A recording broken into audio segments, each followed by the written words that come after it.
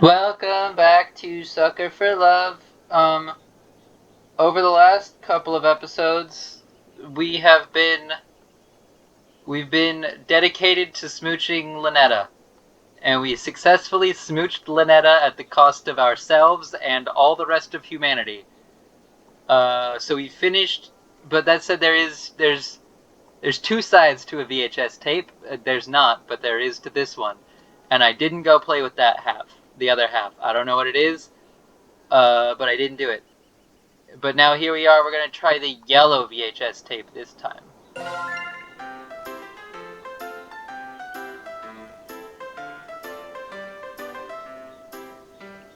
Chapter 2.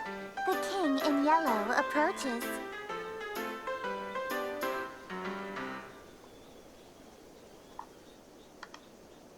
Alright. In a world terrorized by slavering shadows and tentacled nightmares, something as innocuous as an additional star in the night sky may be the most prophetic premonition of doom.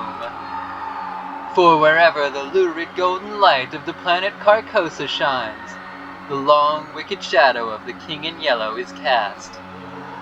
Behind that mask lie echoes of decadence and disorder, masquerades of limitless cruelty and hideous laughter in equal part.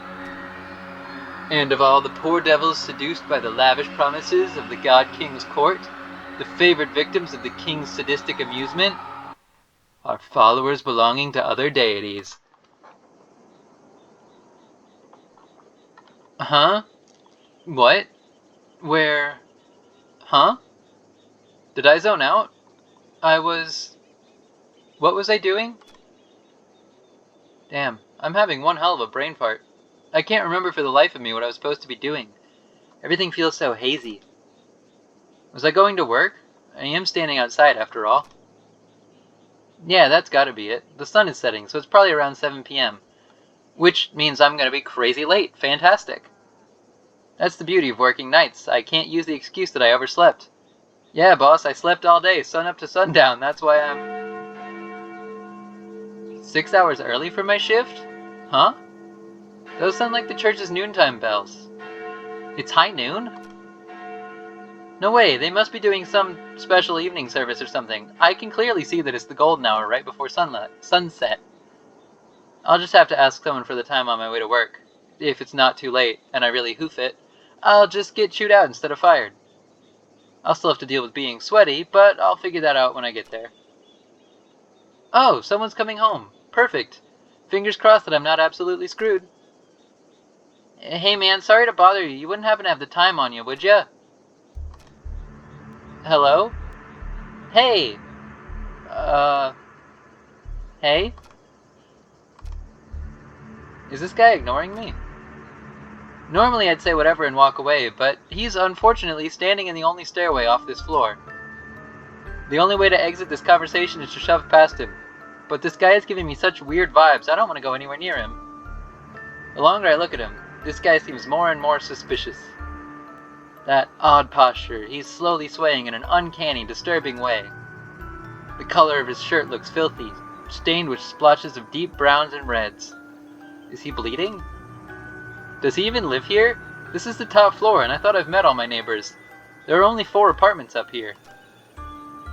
My only choices are to go inside and call the police or to walk past this freaky guy. I don't have the time to wait around for when the cops show up, so I'll... But just as I take a step, I kick something weighty with my shoe. It's bright pink with gold accents. A book? What's... Lynetta! But I died. The world ended. The shock freezes me in place. And because I was so distracted, I didn't even notice the... Okay, hi!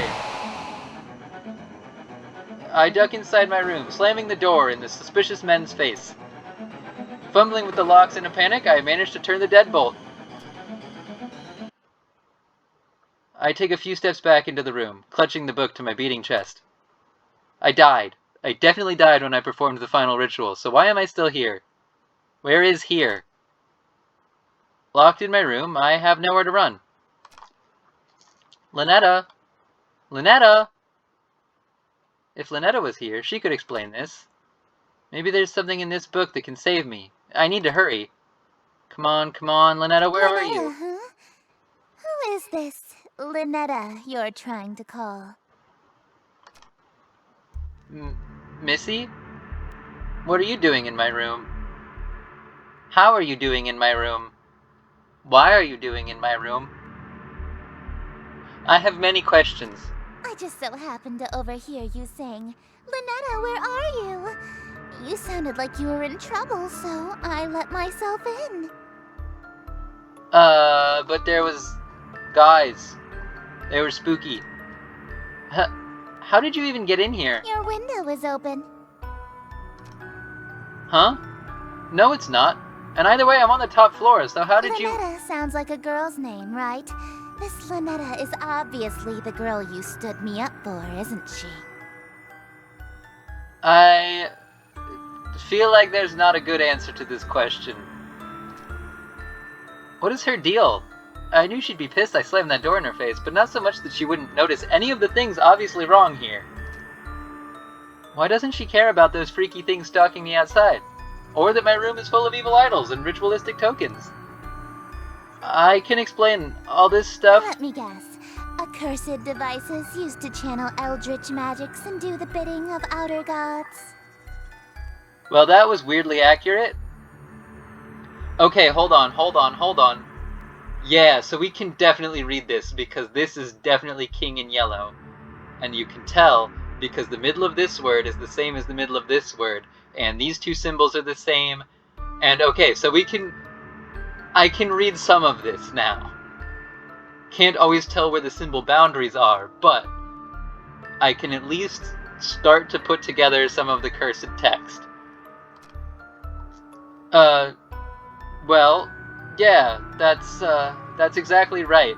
Did you just randomly guess that? No, I've just been playing coy. I know exactly what you've been doing. Why? How? You know what this is, don't you? Yes. That's the yellow sign. It's a golden version of my book. The book I used to perform rituals for Lynetta. Hers looks way more ornate than mine. Considering I ended reality with mine, I can't imagine how dangerous hers must be. Wait a minute. The sky, that suspicious man outside. They all match Missy's book. Is she making all of this happen? Oh god. When I expected her to do something crazy, I thought she was just going to show up with a hatchet or something. Missy, look, I'm sorry. I just got wrapped up in something. Please don't. Sorry? You're sorry? Why are you acting so afraid of me? Could it be that you know what this book is capable of? Did your eye patch just change sides? Also, I'm only just noticing that my hand casts a shadow. I kind of like that detail. It only does it when I'm really close to the light, but that's a really cool effect.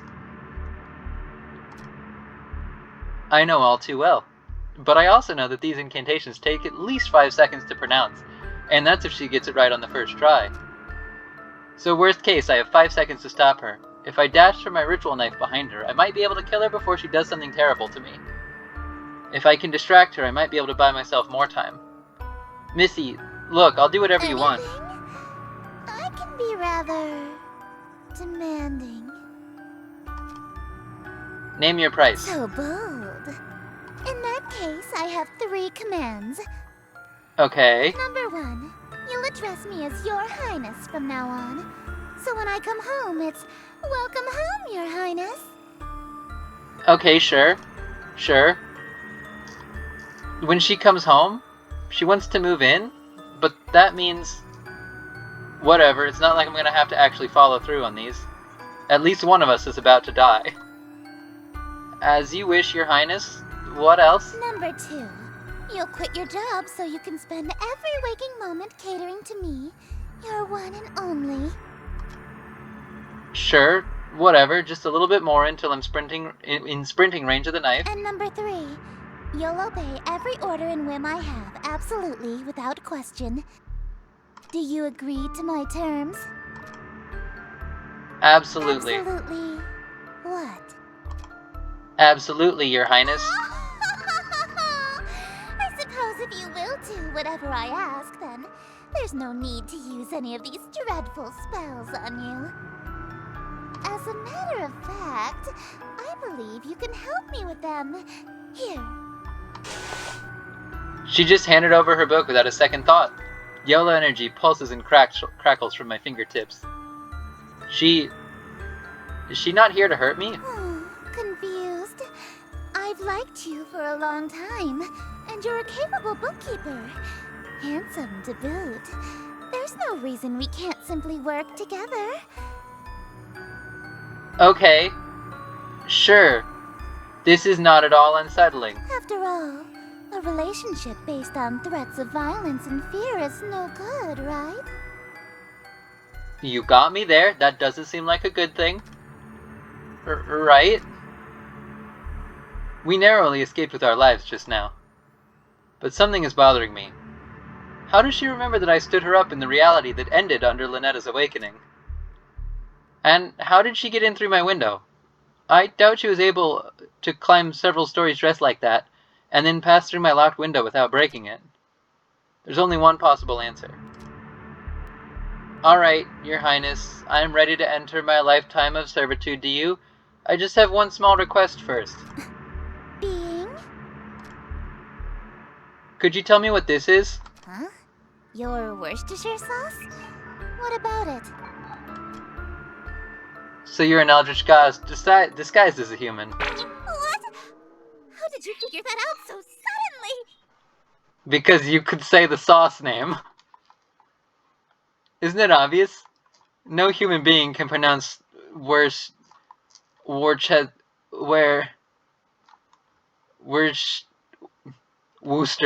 Worcestershire.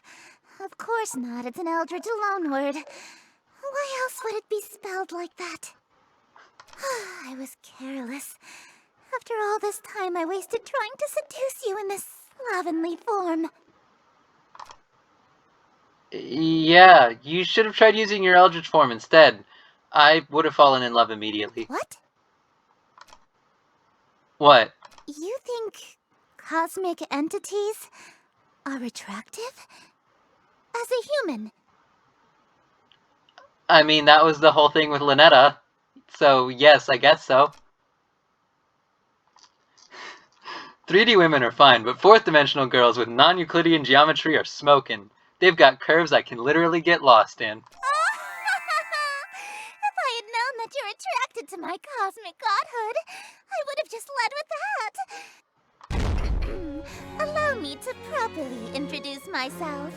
I am Esther, King in Yellow, heiress to Carcosa. Charmed, I'm sure. Yup. Hi. She's gorgeous. A bona fide Eldritch King in my room.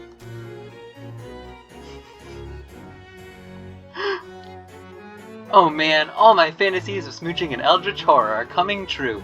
An Eldritch royalty to boot. The King in Yellow. Sounds familiar. I can't remember why. My memory of my other existence is kind of fuzzy. I think I'm gonna end this episode here, though. Yep. Bye.